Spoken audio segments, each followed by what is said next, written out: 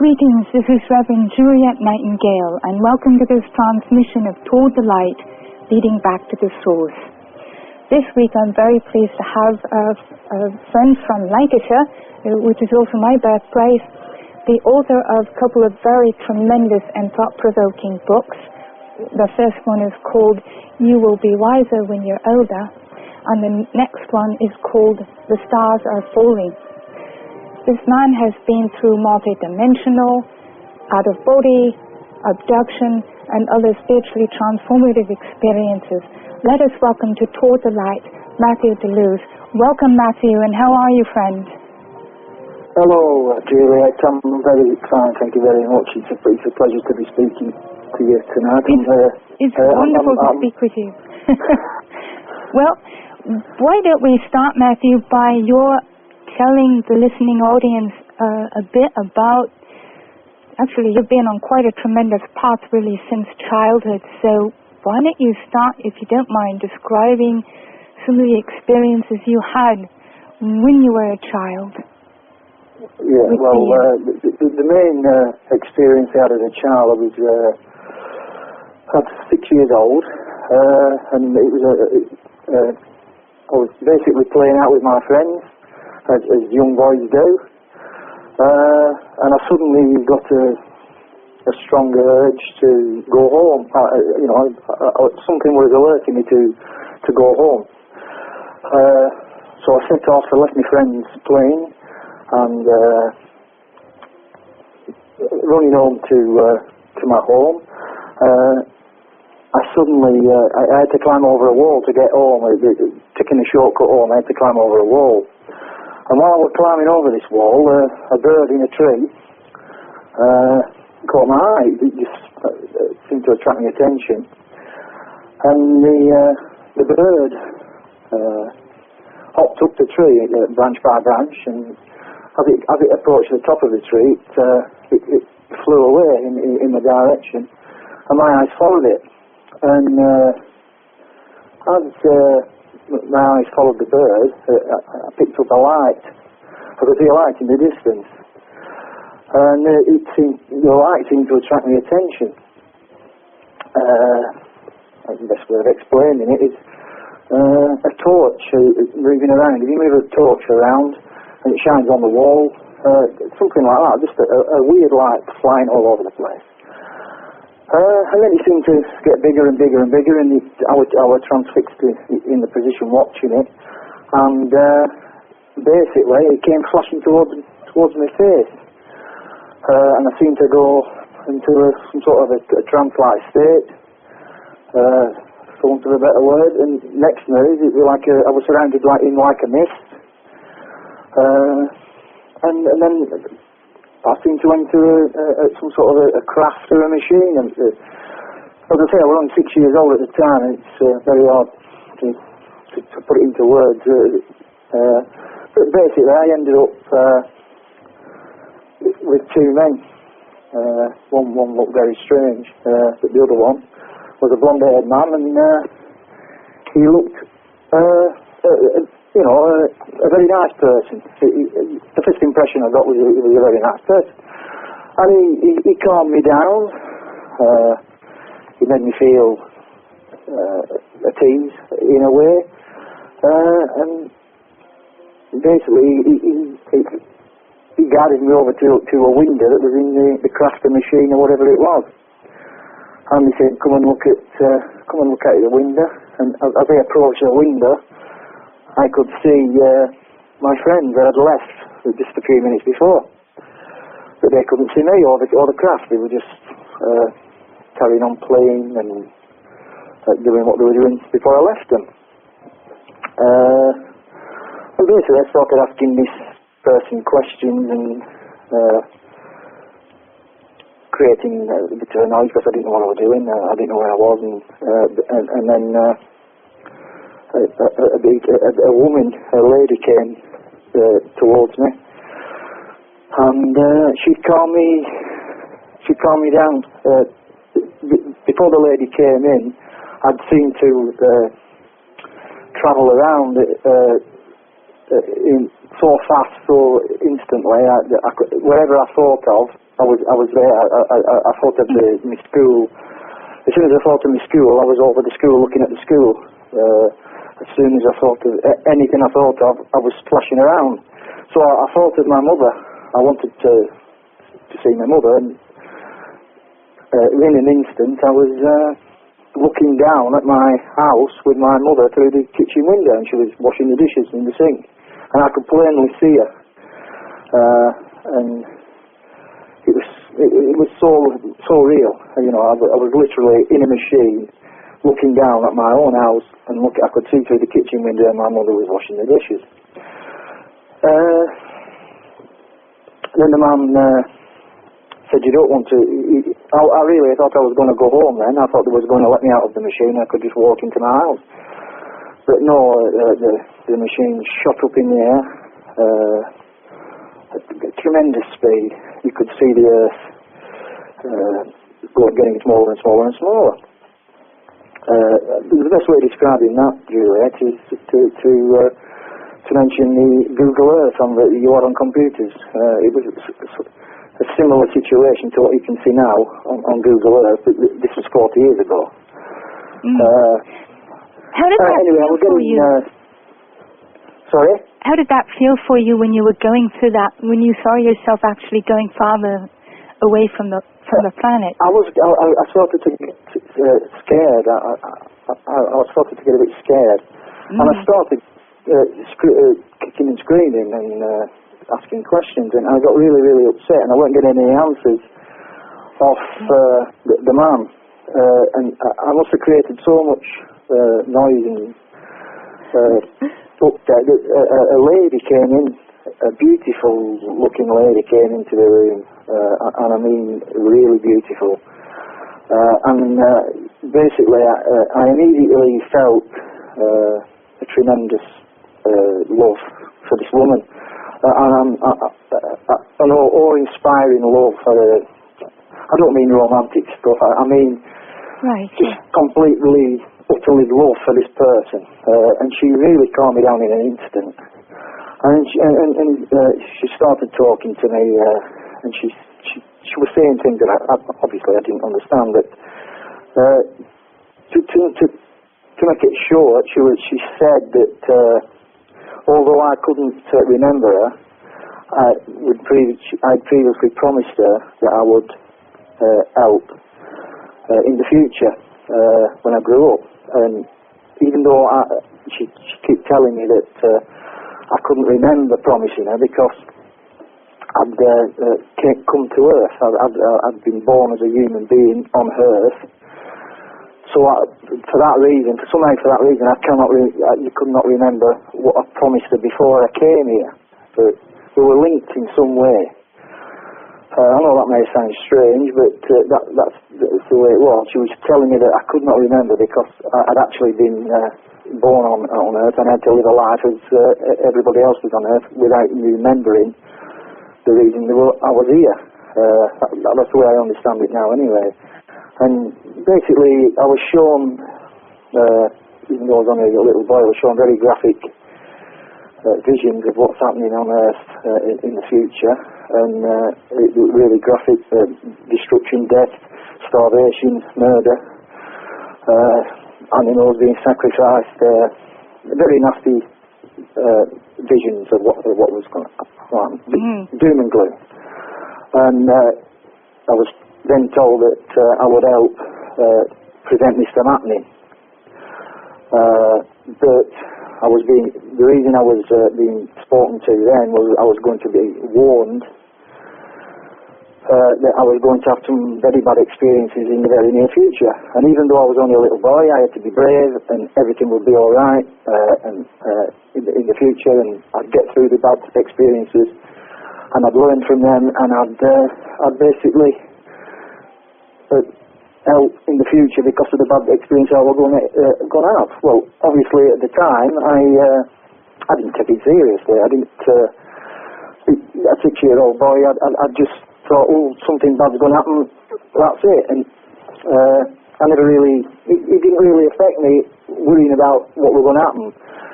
The vision that they showed me did affect me, and I really wanted to help prevent these things happening. Really, to put it bluntly, I was being shown what would happen 40 years, 50 years after the event that was happening in the 1960s. And what the lady was trying to tell me with hindsight is that before I can help prevent these things happening, I had to experience some very bad things to see what actually goes on this planet, or in this world, as I prefer to say. Anyway, the machine took me back to my home. I was let out, and I ran home. Basically, I never mentioned it to my parents. I went in, had something to eat, sat there, just really with a very little memory of what had actually happened. I knew something had happened, but I didn't have full memory as I do now. And basically, as a 6-year-old lad, I just forgot about it. I know that sounds silly with what I'm telling you and the story I've told you, but I did not have full recall of this until I was much older. Wow, okay. Yeah. It's so interesting because it's a lot like, what you went through in that original experience is so similar to many things that I saw during my near-death experience that I had in the mid-70s. I mean, it was just incredibly profound, and being made to be aware on a deep level of all of the pending catastrophes that were going to happen on this earth, and then we are given assignments to help neutralize or avoid those things happening. So everything you're everything you're saying is making perfect sense. Please continue, Matthew. This is wonderful. Go ahead. It's okay. I can understand that some people would assume I'm a complete raving lunatic for saying such things. And, it's obviously people that talk about being abducted with alien beings and stuff like that seem to be some kind of nutcase. I can fully understand that. But I can assure anybody listening to this radio show that I have absolutely no reason whatsoever to tell this story if I have not experienced it. I mean, I'm a working class man. I've worked in factories and mills all my life. I'm not an airy-fairy dreamer. I'm a typical working class bloke. And I assure anybody out there that I'm not making any story up about what happened to me. So I'll carry on with what you want. As I said, the lady told me that I would suffer some very bad experiences. And it wasn't long before I can only describe as a negative alien abduction experience. Basically, at night time in my bed while I was falling asleep, or after I'd fell asleep, I was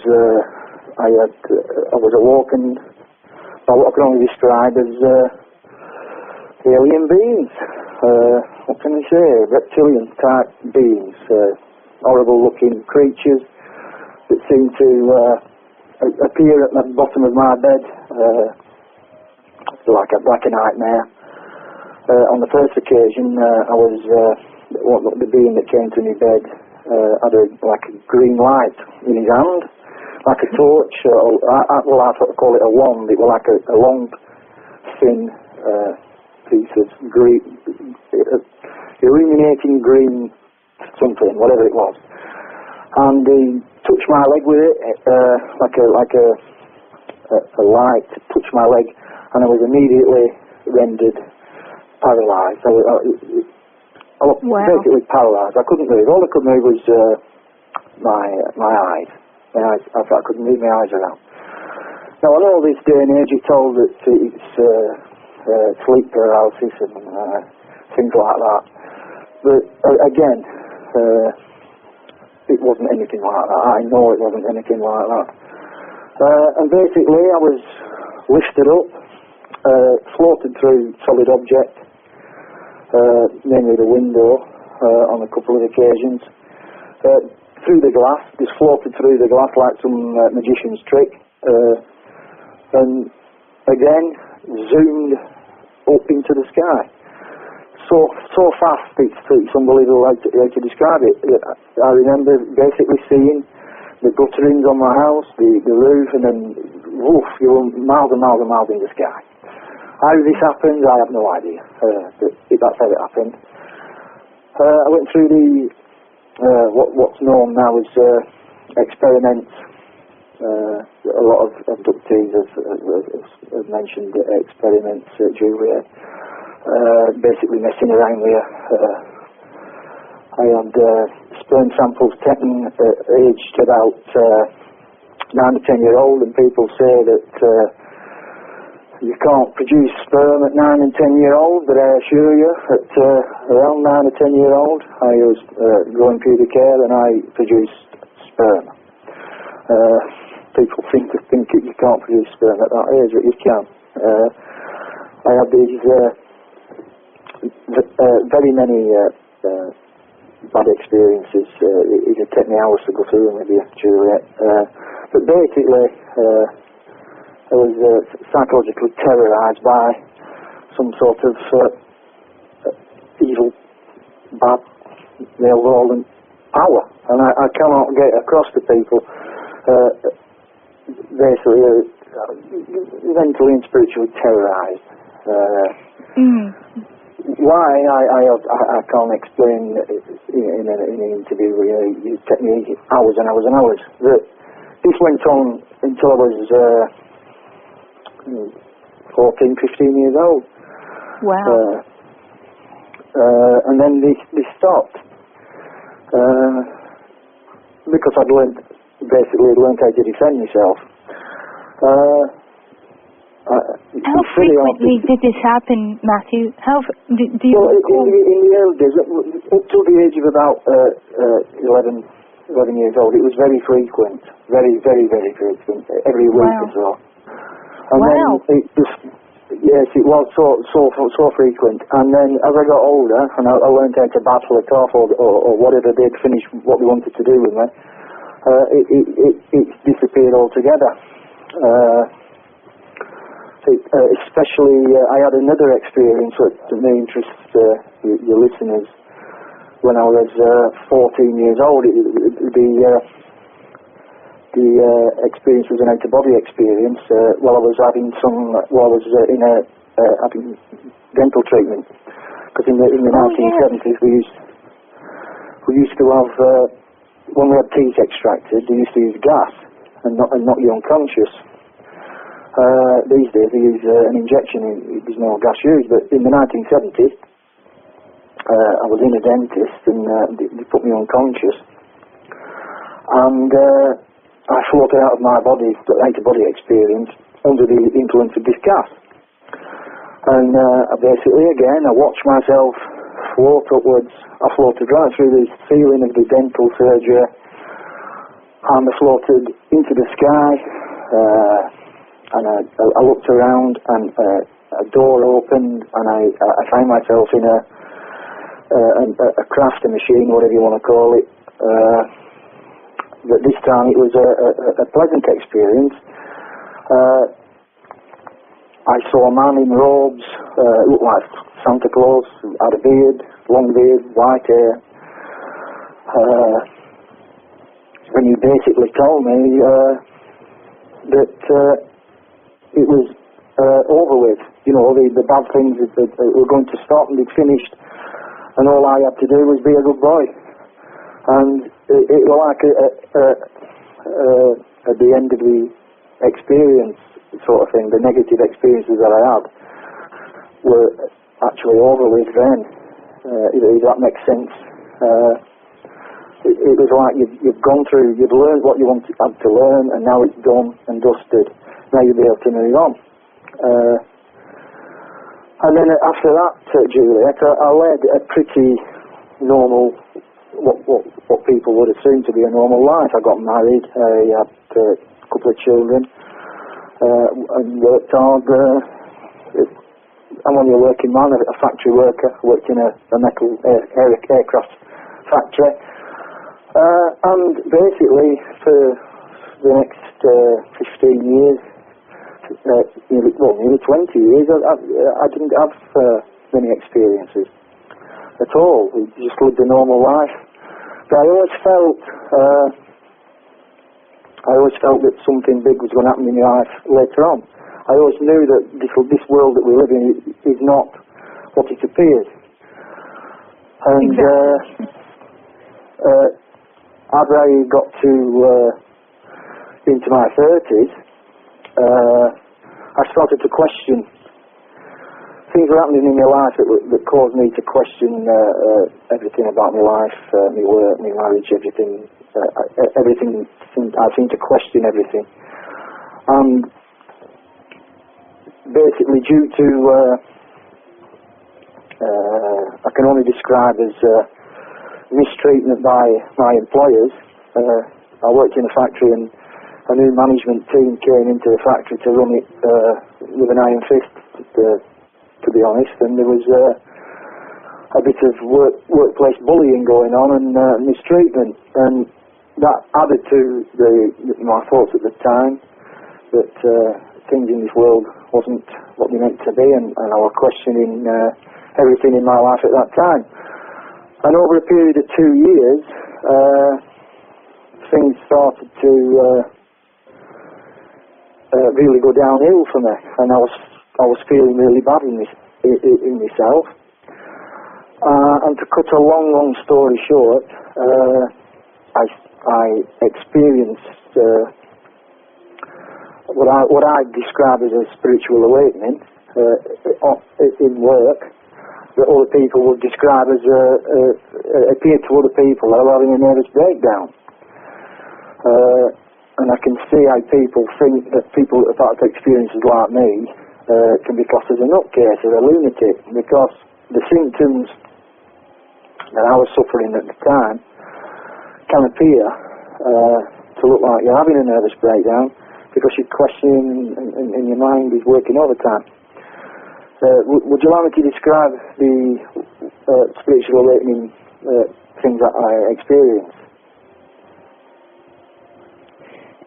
Nothing that you say sounds weird to me. Of course, I no. But what I'm saying is, I was under pressure at work, and all the things in my life had seemed to have come to a head. Yeah. And I had to ask myself. I had to go into myself and ask myself why I was living, why I was it. Juliet, to cut a long story short, I was being mistreated at work, and this one day I was given a job which involved working up some ladders raised off the ground 30 feet or so. Really big ladders, really big job. And I was in such a frame of mind that day with the pressures I was feeling and going into myself, asking myself questions, that when I went up this ladder, I basically got to the stage in my life where I wanted to throw myself off. I'd had enough. I wanted to go. I wanted to die. I still love my wife and my family, but I couldn't cope with the thoughts that were going through my head about work and everything else. And I was very, very close to jumping off the ladders. I had a choice. I either surrendered to my own mind, my questioning mind, that I was asking questions about my life, or jumping off the thing. And at that very moment in time, it was the 10th of October 1998, I was literally, I know this is going to sound nasty, listeners, I was literally zapped with some sort of electronic force, and it entered my body at the back of my neck, at the top of my spine. And this force, whatever it was, literally forced my spine to vibrate. Like if anybody's ever had an electric shock, they'll know the sort of power I'm talking about. And literally, my spine vibrated in my body, and my total outlook changed basically instantly. And my outlook on life changed complete in 5 seconds. I slowly got down. I'd like to ask you something here, because you mentioned when you had that first encounter, when you were lab 6 with the beautiful lady. Yeah. She or somebody actually did something to the top of your spinal column at that time. Do you think that this incident was related or connected to that? When you were up on top of... Yes. Okay. Yes, I do. It was when I was in the machine or the craft or whatever with a lady, I was made to sit on a chair, and I couldn't see what was going on at the back. Obviously, I couldn't see what was going on behind me. And I felt a tremendous pain in the top of my spine, at the back of my neck, a really, really powerful pain, and I screamed out. And the lady calmed me, and she told me then, she said, you will know when you go through bad experiences that we will sort it out and help you out as soon as you've learned from the experience you've gone through. It was a sort of a message that was to say, no matter how bad life gets or how much pain you go through, they would sort it out as soon as they could and help me and relieve the pain. And they did mess with something on the back of my neck. Now, whether it was released, some sort of device was put in, or I was meant to think that some sort of device was put into my neck, and then when I was up the ladder at 39 years old, it was taken away, or something was placed in my neck that could receive some sort of force, power, or whatever, I don't know. All I can tell you, Juliet, is, and I can tell you listeners, I'm not making anything me thought, all I felt was a complete whoosh of a power, and it was so powerful, I literally shook.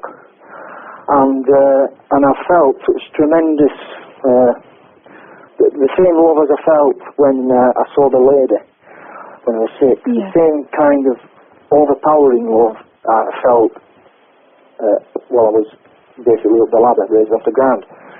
And when I got down to the ladder, nothing mattered. All the stress and strain that I'd been under had disappeared, and they'd just gone. I just didn't worry, I didn't feel any stress or anything. And I went down and I faced the people that had tormented me for 2 or 3 years, and I really had so much power in me that they just didn't worry me anymore. I just didn't care. I didn't worry about the job. Losing the job meant nothing. I'd simply just immediately woken up. I'd literally woken up, and I could see a totally different world. And I've seen a totally different world ever since.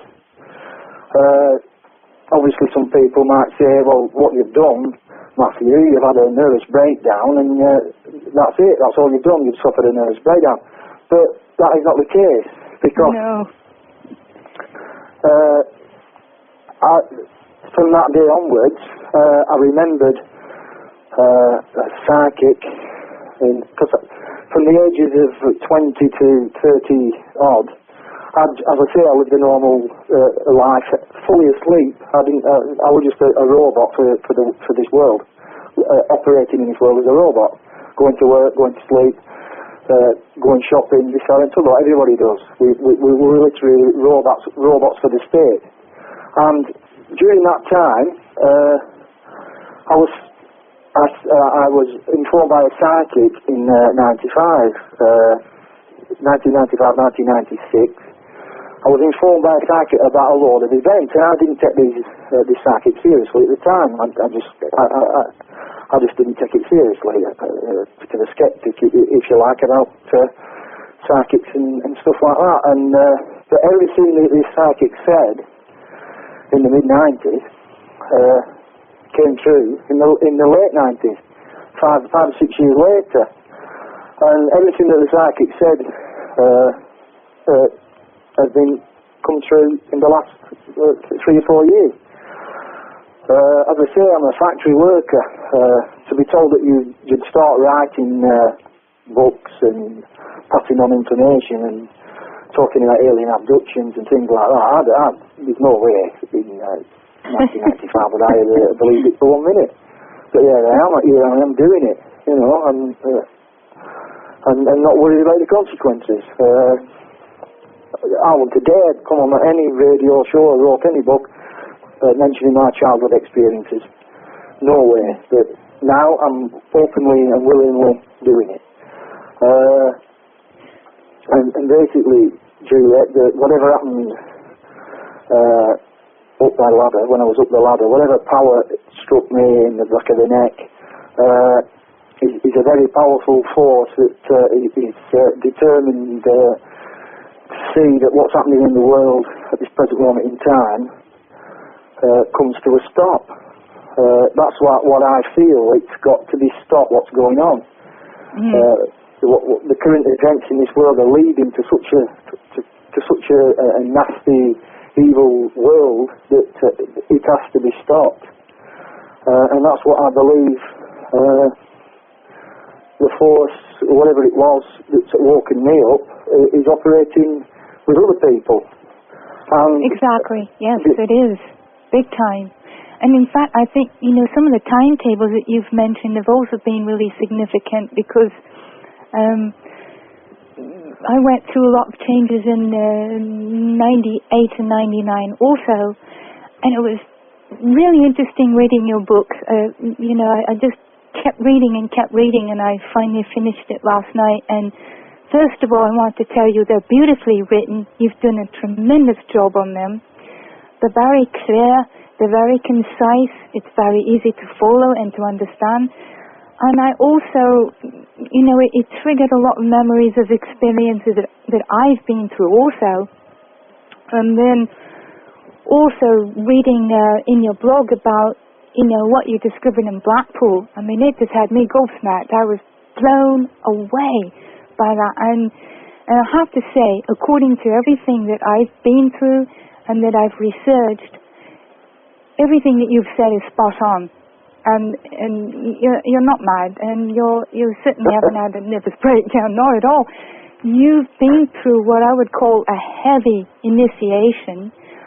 It's not finished yet, but it's because of people like you, like me, and a number of other people who have just suddenly been called to share this message.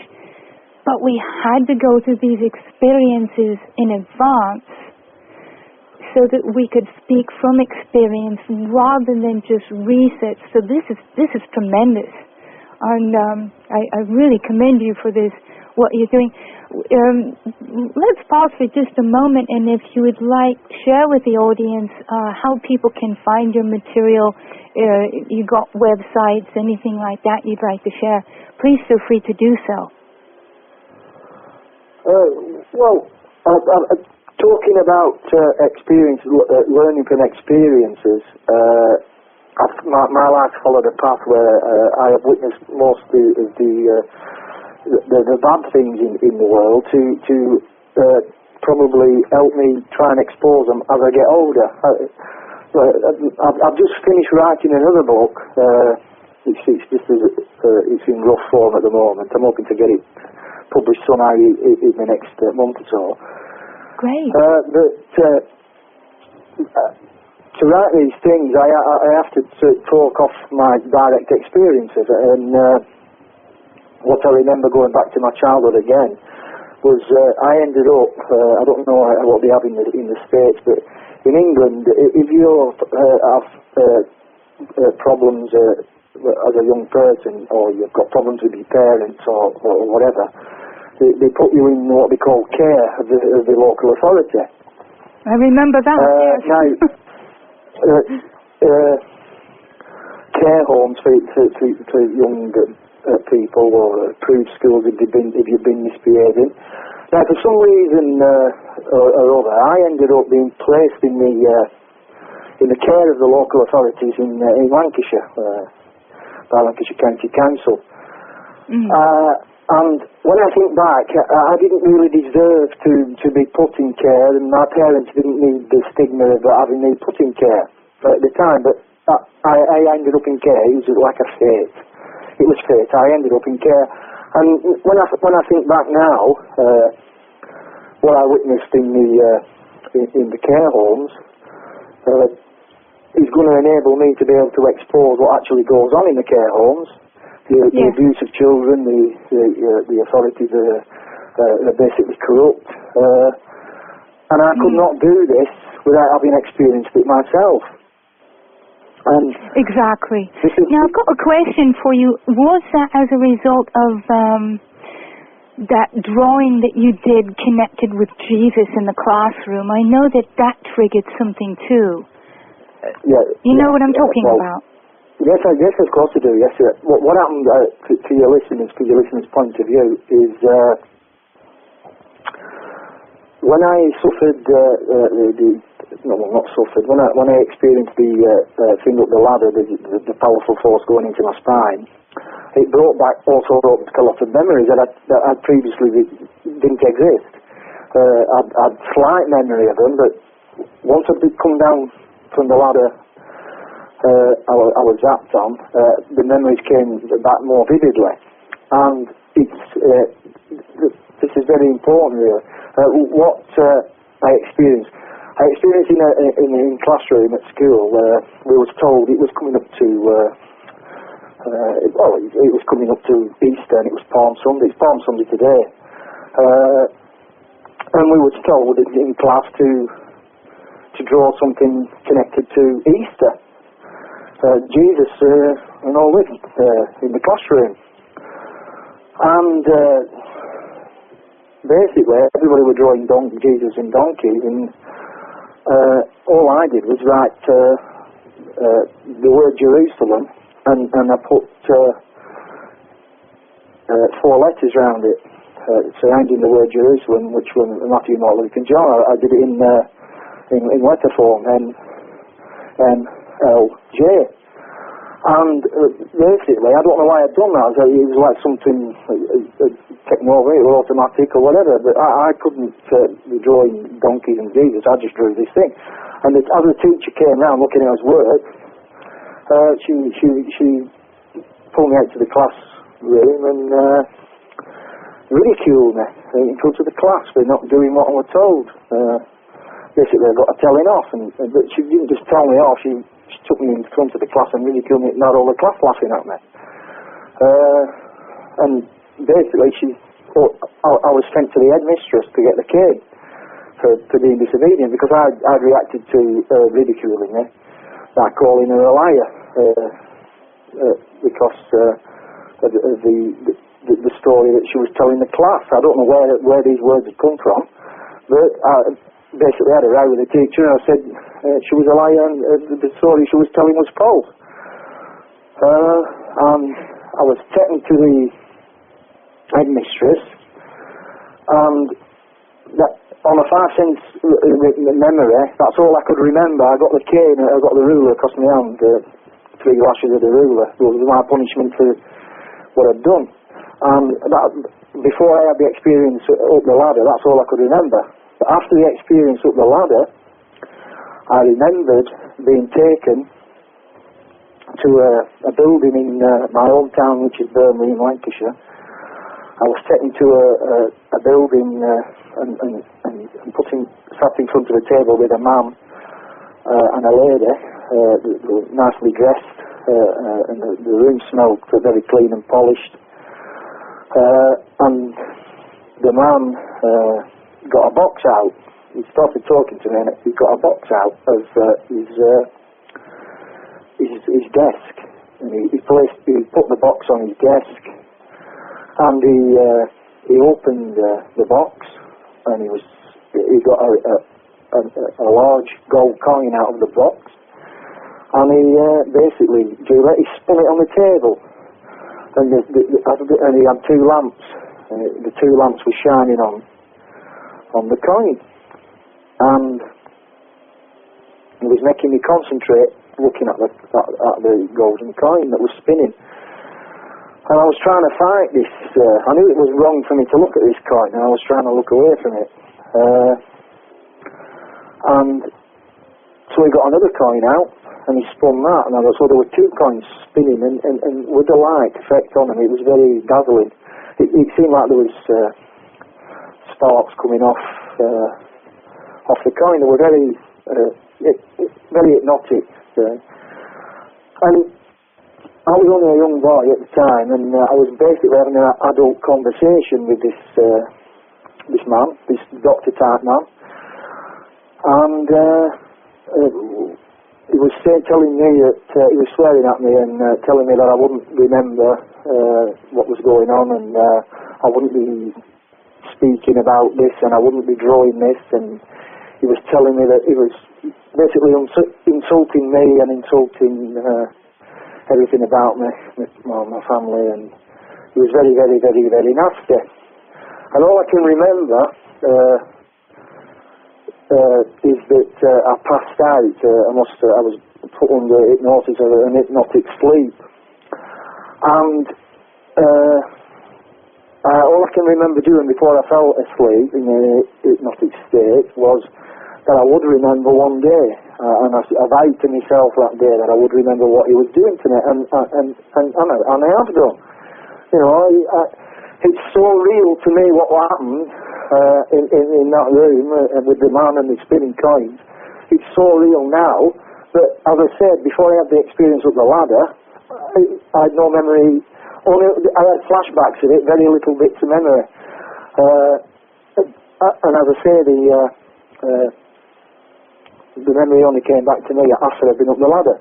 But it's so real, and it makes more sense to me that I couldn't remember on a 5 sense level before I went up the ladder. I was somehow stopped from remembering what the man had done, and it was a very, very heartbreaking experience when I remembered it, because it brought back the memories of this man swearing at me, threatening me, and sort of abusing me. It was so really upsetting that this man knew that I had information in me that he didn't want me sprouting about and saying it, even as a young boy. And that man basically silenced me as a child.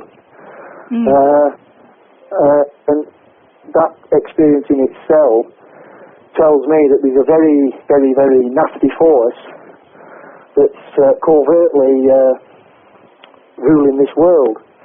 The world we see in front of us today, what we believe is being run by democratic governments and nice people, is not. It's being run by a very, very negative force that is using very, very clever people to make it appear that we live in a free world.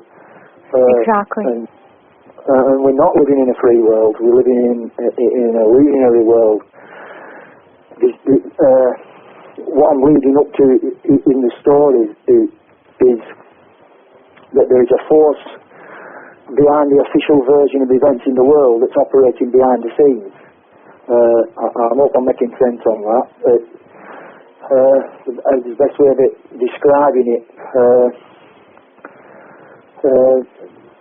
your local, I'm assuming you have local councils in the States, like city councils, county councils, or whatever you have. We have a system of town councils and county councils, where the official local authority is seen to be a democratic organisation. But there's obviously something going on behind the scenes that make the official local authority organisations look democratic when they're not. They're being told what to do. We think we're voting in people that are going to operate on the best interest of the public, and that's not the case. We are voting in people that are just following a script written by people behind the scenes. That's the best way I can describe it in the time we have. That sort of thing, and then it goes, the same thing applies to national governments. What you've got is, in the States, you're voting you've got George W. Bush in at the moment, but George W. Bush is not really running the scene. He's just following a script that's been provided for him to make it look like we live in a free world. The same applies with England and the British government. We've got a person in at the moment called Tony Blair, as you all know, and basically he's a powerful force that's controlling people like Tony Blair to make it appear like we live in a democracy and everything's free and we voted these in and these people are running the world. They're not running the world at all. They're just puppets that's operating for a negative force that's giving them an agenda to follow, and they're just following the agenda. Their job is, people like Tony Blair and George Bush and the rest of the politicians that's currently claimed to be running the world are following orders of other people, and their job is to bluff or con the masses into accepting that they are running the world, that it is a democratic world and we can change it. We can't change anything through the governments that's running the world at this present moment in time. Because they're not running the world, they're following orders, Juliet, if that makes sense to you. Oh, it makes total sense. It makes total sense to me, and in fact, again, I've seen a lot of what you've been through. So I know that what you're saying is true. Well, a very good example has just come to light in the last few weeks. I don't know if it's on the news a lot in the States, but it's never off the news here. That's the case of the 15 British service people that's supposed to have been in Iranian waters and they've been getting put by the Iranians. Is it on the TV over in the States a lot? I don't actually watch telly, so I don't know. You know, I'm not aware of what's on telly right now because I don't watch telly. At the moment in time, I understand. There's been 15 British service people been taken prisoner by the Iranians, and it's obvious to me, and I'd like to let your listeners aware, that this is just one big scam to cause more trouble with in the Middle East and create the first stepping stone to create a war with Iran. Now, the people that's done this, they're not democratic governments and politicians. This has been planned so they can create such a hatred between the countries by outside forces that have created the situation. And basically what we're going to head to here is a war with Iran, simply because some people behind the scenes have created a situation that causes the two countries to row and gives them an excuse to start conflict with Iran. And if you step back and look at the situation, you can see that somebody has manipulated the situation so much that it can't be stopped because it's so conniving and deceptive. It's a very deceptive power that's doing things like this. Obviously, we can't, on a 5 cent level, the politicians are going to say, we can't have this happening, we can't have this happening. They've took 15 British servicemen and now they're going to pay for it. And it's obvious to me that there's more to it, there's a lot more to it. But the masses are just fobbed off with the simplest excuse that all these 15 people, it's an all an innocent thing, and it shouldn't have happened. I hope that makes sense as an example as to how forces can manipulate events to create problems. Exactly. The David Icke problem, reaction, solution sort of thing. They've created a problem to get the reaction that they have. The reaction is that we can't have this happening, the 15 servicemen been innocently taken. And the solution is, let's have a bit of trouble with Iran, maybe start a war. Over something that's been created and manipulated in the first place. And that's just one example, Juliet, obviously with the time we have. Well, the one thing that gives me hope is that people like you and You know, a number of people, bless them, have been made to have these experiences and to come forth and say, this is what's going on. And so, and you even mentioned that in your book, The Stars Are Falling, towards the end, you are talking about how the light will prevail, you know, that this will be stopped. And it's because of, you know, these strange and painful experiences that people like yourself have been made to go through, so that together we can help wake up the masses and get them to claim back their own thoughts. Yes, the way I think the simplest way I think of putting it is if you imagine that all the world, the world's population is under some kind of mass hypnosis, that we're actually living in a world under hypnosis, and the more people that can snap out of the hypnosis that we're under can trigger other people to wake them up as well. So what you'd have, instead of having a world that's operating while all the people are suffering hypnosis, even though they can't imagine that for 1 minute, then the more people that awaken, then they can provide triggers for the rest of the people to wake up as well. I was totally asleep myself. I was totally unaware of what was going on in the world from the age of 20 to 40. So I'm quite well aware that how easy it is to forget, not even believe anything about being under hypnosis or being tricked, because I was exactly the same. But now I can see how the masses are kept under constant hypnosis, how they're programmed and controlled mentally and physically to just live an humdrum life, going along with what we told of the politicians and the times taken up with running a family and keeping a roof over their head and things like that. And that's how people are controlled. But there is a few people in the world that snapped out of the hypnosis. And if these people can pass on triggers that will basically unlock people from their hypnosis, then yes, that's when the light, as you call it, will be successful and expose what's actually going on in this world. That's the way I see it, and that's the best way I can describe it. It's to provide the triggers that will unlock other people out of their hypnosis that they're under.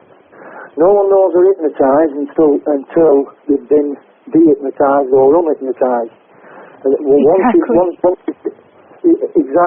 Exactly, Juliet. That's the message I have. People do not realise that they're hypnotised or they're being mind controlled or whatever, and they need them triggers. But once you sense them triggers inside yourself, then one leads to another, and then another, and another, and another, and then all of a sudden you can see things far more clearly.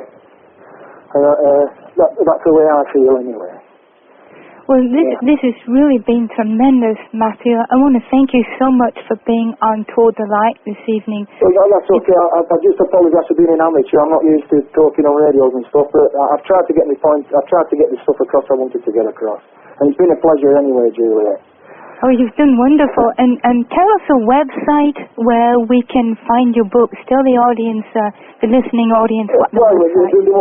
The most easiest place for people to remember, and it's an highly recommendable site, is davidicke.com. David Icke, in my opinion, everybody should listen to David. David, to me, is probably the best speaker in the world on this subject. I know this subject. Oh, yes. Through davidicke.com, basically, I can, my books are available on there. There's also another site, basically, davidicke.com has all the links to it, anything for me. And I highly recommend David to any of your listeners. In fact, he's got a set of 3 DVDs out. To my opinion, they're compulsive. They should be compulsive education. He's a marvellous speaker. He is wonderful, and hopefully I will have him on Toward the Light here soon. We're working on that. You've just done tremendous. I want to thank you for being on Toward the Light this hour. We're having to close this transmission of Toward the Light for this week. Matthew, we'll have to have you back because there's so much that we could be talking about, and it's really, really wonderful. Well, it'd be a pleasure. It'd be a pleasure any time, Juliet. It really was. Great, lad. Well, let's make mention of your book again. The first one is You'll Be Wiser When You're Older, and the other one is called The Stars Are Falling by Matthew Delooze. Wonderful books, and I remember seeing this also on experiences.com. So that's a good source. Experiences.net. Oh, .net, sorry. Experiences.net. Yeah, I should have mentioned it. Oh, right, yeah. As I say, davidike.com. Oh, right, and also everyone will be able to find you on my website, towardthelight.org. Once again, I want to thank everybody for joining us this week for this transmission of Toward the Light. Remember that it is only with the heart that one sees rightly. What is essential is invisible to the eye. Please remember that only love prevails. Until next week, bless you, and thank you for joining us on this transmission of Toward the Light, leading back to the source. Cheerio for now.